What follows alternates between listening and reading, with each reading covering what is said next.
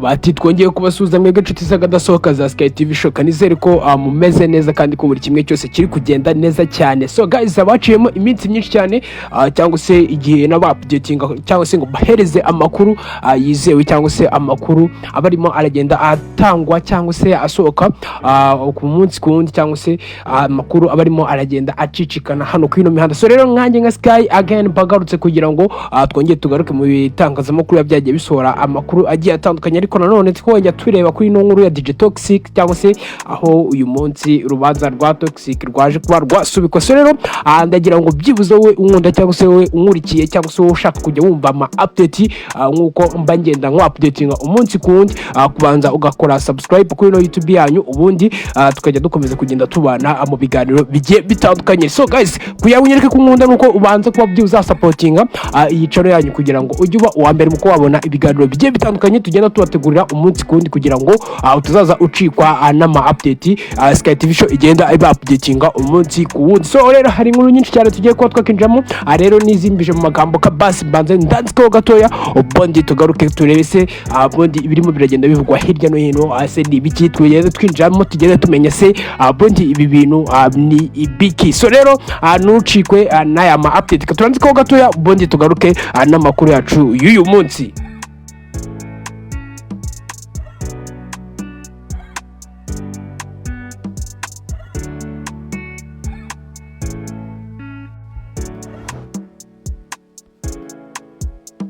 Yego twagarutsemo update zacu cyangwa se tugarutsemo ma update yacu y'uyu munsi, aho tugiye kuba twatagiye ko natangiye bibabwira aho tugiye kuba twahera kuri ino nkuru ya Deejay TOXXYK, aho navuga ngo nawe ni ibintu byaje kuba byatangazwa nyuma yuko aje kuba yaza kuba yakora ikintu nakita nk'impanuka, aho yaje kuba yagonga umupolisi bikarangira cyangwa se bikamuviramo kuba yakitaba Imana, aho yaje kuba yapimwa akaza kuba yasanganwa ibiyobyabwenge yuko abantu benshi cyane murabizi ko ngo yari atwaye na perime, ndetse aho uyu munsi hari byinshi byaje kuba byahishurwa aribyo tugiye kuba twakinjamo. So rero breaking news iravuga yuko urubanza rwa Deejay TOXXYK rwasubitswe, aho kuri uno munsi ku itariki 7 Mutarama umwaka wa 2026 urukiko rw'ibanze rwa Nyarugenge rwaburanishije urubanza ruregwamo Deejay TOXXYK ukurikiranweho ibyaha 4: gutwara yasinze, kwica bidaturutse ku bushake, gukoresha ibiyobyabwenge no gutwara naruhushya, aho navuga yuko yaje kuba yagaragara mu buryo bwo kuba ngo yatwara imodokari na perime afite.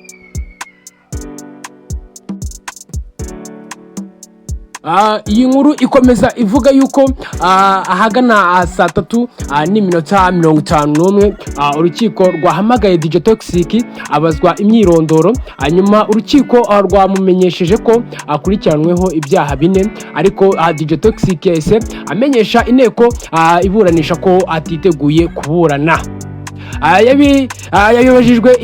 Yabajijwe impamvu avuga ko atabonye dosiye kandi ko atiteguye kuburana.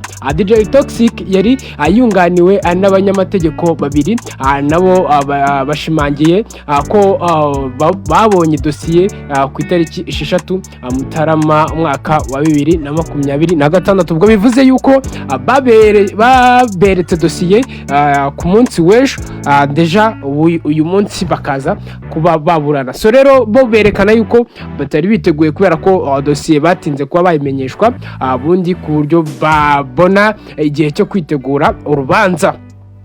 Rero abunganira Deejay TOXXYK basobanuye ko basaba isubikwa ry'urubanza.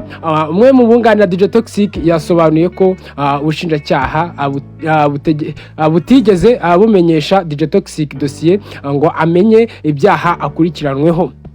Rero inteko iburanisha yabajije abunganira Deejay TOXXYK iminsi bifuza kugira ngo bitegure neza urubanza nyine. Abunganizi bavuze ko bifuza iminsi 5.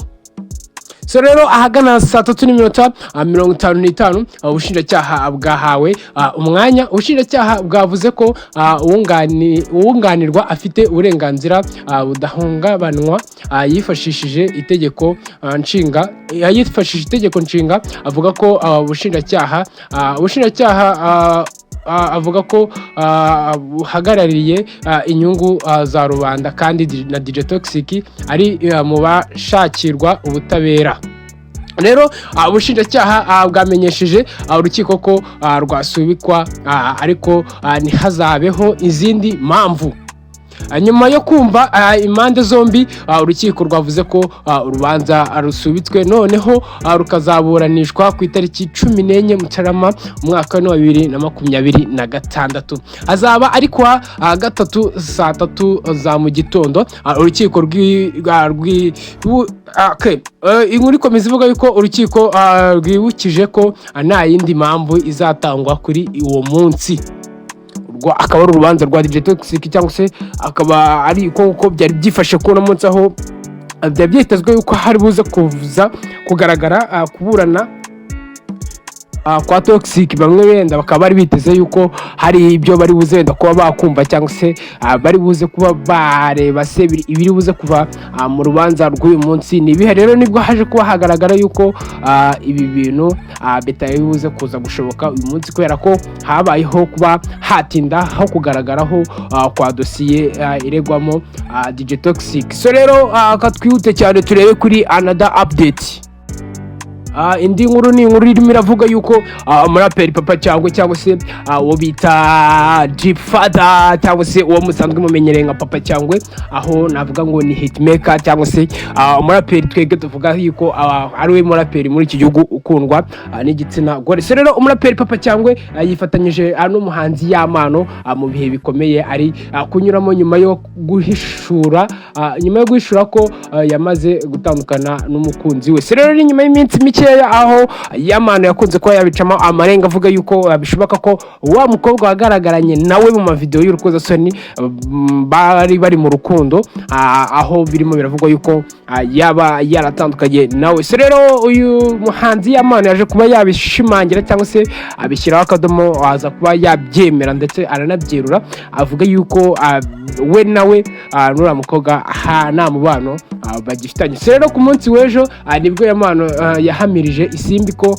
yamaze gutandukana n'umukunzi we Uwineza Diane bari mu rukundo ndetse wanagaragaye mu mashusho y'urukozasoni yakwirakwiye mu mpera za 2025. Yampano wihariye imitwe y'ibitangazamakuru byo mu Rwanda muri 2025 ahanini kubera inkuru mbi zamwandikagwaho nyuma yishyirwa hanze ry'amashusho yanashimangiye ko n'umubano usanzwe hagati ye na Uwineza Diane utagihari cyangwa se batakikundana cyangwa se batakiri mu mubano wabo nk'uwo twakita relationship. So rero Papa cyangwa yaje kuba yababazwa cyangwa se ashengurwa no kumva iyi inkuru nk'umwe mu bahanzi bagiye bakorana n'uyu muhanzi ndetse navuga yuko ari nawe muhanzi banakoranye indirimbo Yampano afite kuri YouTube yiwe ifite views nyinshi cyane aho bafite indirimbo ifite 5 miliyoni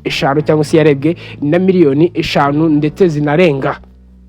Rero twihuse cyane akaturebe ku ino nkuru nanone ya Bruce Melody aho navuga yuko Bruce Melody nawe yaje kuba yakongera kwitereka aho yaje kuba yashimangira koko nanone izina 001 ari izina abantu bose bagomba kujya bumva ndetse bakanatinyamo bakavuga ati uyu mugabo nabaho uyu mugabo ibintu by'imiziki cyangwa se ibintu byo kwitwa yuko ari we 001 hano mu gihugu cy'u Rwanda muri industry y'umuziki nyarwanda ko bagomba kuba babimuharira. So rero Bruce Melody yahishuye ko Yimye yamusabye ko bakorana indirimbo nyuma yo kumva iyo yakoranye na Diamond ndetse no bita Brown Joe. Uwo ngo rero akaba ari Yimye aho yaje kuba yaza kumva ya ndirimbo pum ya Bruce Melody na Diamond na mugenzi wabo bita Brown aho rero baje kuba bagaragara yuko ari bo bantu kabisa bashobora kuba bafite indirimbo iri trend cyangwa se irimo irakoreshwa ama challenge menshi cyane ku ma platform agiye atandukanye.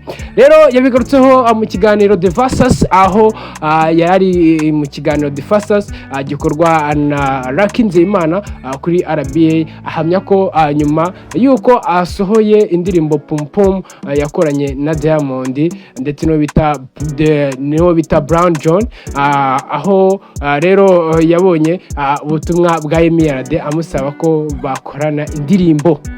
Yagize ati umuziki okay ka Devi Nkuru neza, ndabona yari yanditsemo ukuntu by'amakosa. Okay, munyihanganire gatoya. Rero Bruce Melody yakomeje agira ati umuziki ngo awufata nka zahabu y'u Rwanda, ngo nicyo dufite cyo gucuruza. Ngo niba uyu munsi umuhanzi nka Yimye nyuma yuko nsohoye Pum Pum yicara akanyohereza indirimbo ze ngo amitemo iyo nshobora kuririmbamo, biragaragara ko umuziki utangaza icyizere cyangwa se yuko umuziki ufite uburyo urimo uragenda. Rero nanone nongera kwibutsa wowe unkurikiye, Yimye si umuhanzi mutoya, so igitsina gore dufite muri no Afrika ngo kitazwi mu bintu by'imiziki, ahubwo twebwe tumuzi nk'inkingi ya mamba y'umuziki wa Afrika, kubera ko no mutegarugori